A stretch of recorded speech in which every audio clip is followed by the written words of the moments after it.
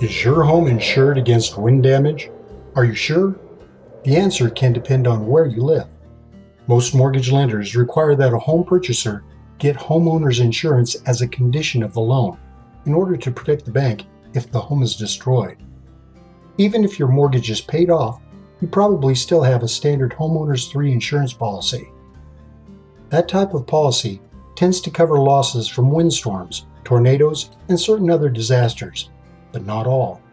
Typically, earthquakes, floods, and mudslides are excluded and require additional types of insurance. Read the fine print on your policy to ensure you know what coverage you really have and the dollar amount of coverage included for each type of loss. Deductibles may range from 1% to 5% of a home's insured value, although in high-risk areas, hurricane deductibles may be higher.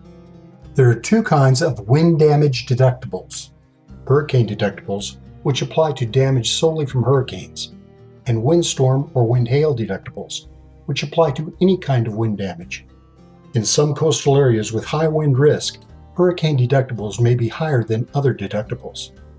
There are special deductible rules for 19 states that include Alabama, Connecticut, Delaware, Florida, Georgia, Hawaii, Louisiana, Maine, Maryland, Massachusetts, Mississippi, New Jersey, New York, North Carolina, Pennsylvania, Rhode Island, South Carolina, Texas, Virginia, and Washington, D.C.